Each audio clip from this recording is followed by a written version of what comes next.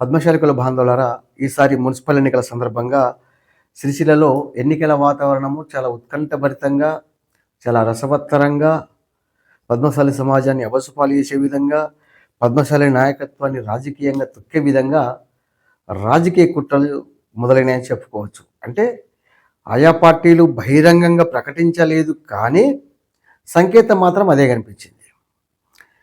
Padmashali JS టీంకు ఆ సమాచారం రాగానే వెంటనే పద్మశాలి జేఎస్ టీం ద్వారా సిరిసిల్ల పద్మశాలి సమాజాన్ని జాగృతం చేస్తూ, హెచ్చరిస్తూ ఒక వీడియో కూడా చేయడం జరిగింది. ఆ వీడియో మీరు చూసే ఉంటారనుకుంటా. సిరిసిల్లలో మాత్రం ఆ వీడియో చాలా వైరల్ అయింది. సిరిసిల్ల పద్మశాలి సమాజం ఆ తస్మ జాగ్రత్త, ఏ మాత్రం ఏమరుపాటుగా ఉన్నా నష్టం జరిగేది పద్మశాలి సమాజానికి అంటూ ఆ కుట్రల గురించి స్పష్టంగా చెప్తూ వీడియో చేయడం జరిగింది. ఆ వీడియో చాలా వైరల్ అయింది కూడా.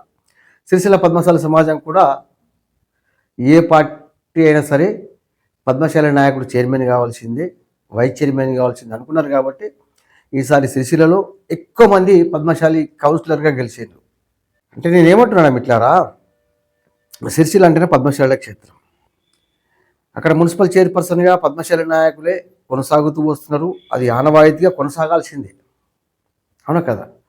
ఇప్పుడు పద్మశాలి బిడ్డలమైన మనము లేని కానే సాధించుకోవాలనుకుంటున్నాం. ఉన్న కానీ విడిచిపెడతామా? ఈ రాజకీయాల మూర్ఖత్వం కాకపోతే, అవునా కదా? ఏ విధంగా కుట్రలు జరిగినాయి అంటే, పద్మశాలి నాయకులు చైర్మన్ కావద్దనేటువంటి రాజకీయ కుట్రలు చాలా విపరీతంగా జరిగినాయి. అక్కడ ఎప్పటికప్పుడు మనము పద్మశాలి సమాజాన్ని అక్కడ చైతన్యపరుస్తూనే ఉన్నాం. పద్మశాలి జీఎస్టీ ద్వారా, అంటే సిరిసిల్ల పద్మశాలి సమాజాన్ని కాదు, ఈ ఎన్నికల సందర్భంగా యావత్ తెలంగాణ రాష్ట్ర వ్యాప్తంగా ఉన్న పద్మశాలి సమాజాన్ని కూడా పద్మశాలి జీఎస్టీ ద్వారా ప్రతిరోజు కూడా చైతన్యం చేయడం జరిగింది. ఈ ఓట్ల విషయంలో మీ అందరికీ తెలుసు. అంటే ఎట్లా అయిపోయిందండి మిట్లారా, ఏ మాటకి ఆ మాట చెప్పుకుంటే, మతం పేరుతోని మన ఓట్ల కోసం వచ్చి గద్దెనెక్కుతారు. బీసీ వాదంతో, కులవాదంతో మన పద్మశాలి సమాజాన్ని తొక్కే విధంగా కుట్రలు జరుగుతున్నాయి. అంటే కుట్రలు చేస్తారు. ఇది కొద్దిగా గమనించండి పద్మశాలి సోదరులారా. ఇక్కడ స్పష్టంగా ఎన్నికల నామినేషన్ ప్రక్రియ మొదలు కాగానే దాదాపు నేను ఆయా పార్టీల అగ్రనాయకులకు దాదాపు ఫోన్ చేయడం జరిగింది. అసలు ఏం జరుగుతున్నది, మా పద్మశాలి నాయకులకు ఈసారి చైర్మన్గా ప్రకటించకపోతే బరాబరి మేమెందో చూపిద్దామనేటువంటి సంకేతం ఆయా పార్టీలకు చెప్పడం జరిగింది. కాకపోతే ఎన్నికల నామినేషన్ మొదలు కాకముందే సిరిసిల్ల ఎమ్మెల్యే కేటీఆర్ గారు గతంలో లాగానే ఇప్పుడు కూడా పద్మశాలి నాయకులు చైర్మన్గా, మున్సిపల్ చైర్మన్గా చేస్తా అని చెప్పి ఆయన కారకండిగా చెబుతూ ఒక సమాచారం పంపించిండ్రు. ఇచ్చిన మాట ప్రకారంగా కేటీఆర్ గారు అదే మాట మీద ఉండి నిన్న పద్మశాలి నాయకులు చైర్మన్, మున్సిపల్ చైర్మన్గా కావడం జరిగింది. ఆ విషయం మనందరికీ తెలుసు. ఈ సందర్భంగా సిరిసిల్ల ఎమ్మెల్యే కేటీఆర్ గారికి, ఎందుకంటే మీరు మాట ఇచ్చి అదే మాట మీద నిలబడ్డారు కాబట్టి, సిరిసిల్ల ఎమ్మెల్యే కేటీఆర్ గారికి పద్మశాలి జేఎస్టీ పక్షాన, పద్మశాలి సమాజం పక్షాన, సిరిసిల్ల పద్మశాలి సమాజం పక్షాన హృదయపూర్వకంగా ధన్యవాదాలు తెలియజేస్తున్నాం. సిరిసిల్లలో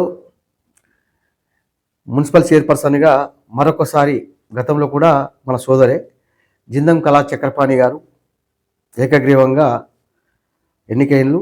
వైస్ చైర్మన్గా దార్ల సందీప్ గారు ఏకగ్రీవంగా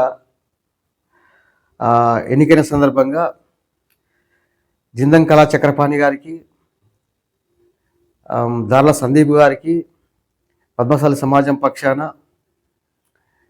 హృదయపూర్వకంగా శుభాకాంక్షలు తెలియజేస్తూ, సిరిసిల్లలో గెలుపొందినటువంటి పద్మశాలి నాయకులతో పాటు ప్రతి కౌన్సిలర్కు కూడా పద్మశాలి జేఎస్టీ పక్షాన హృదయపూర్వకంగా శుభాకాంక్షలు.